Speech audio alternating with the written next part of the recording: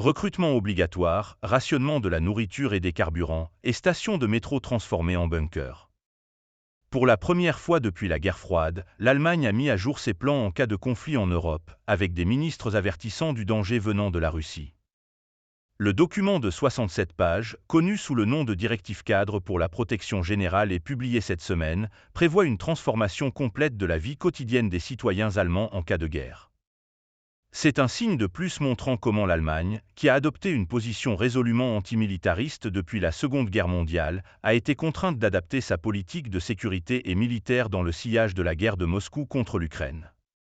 En temps de guerre, le recrutement obligatoire dans l'armée serait rétabli et les travailleurs qualifiés de plus de 18 ans pourraient être contraints d'effectuer certains travaux, y compris dans les boulangeries et les bureaux de poste, et ne pourraient pas quitter leur emploi. Les médecins, psychologues, infirmiers et vétérinaires pourraient également être mobilisés pour des rôles de service militaire et civil.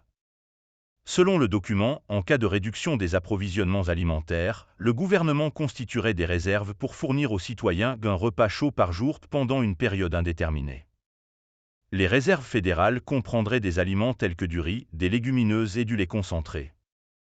D'autres produits clés tels que l'essence et le diesel pourraient également être rationnés avec des coupons si nécessaire.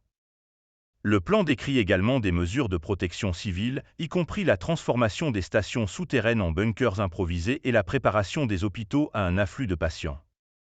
En dévoilant les plans, la ministre de l'Intérieur allemande, Nancy Faeser, a déclaré qu'il était nécessaire pour son pays d'être mieux armé face à l'agression russe. L'agression russe a complètement changé la situation de sécurité en Europe, a-t-elle déclaré.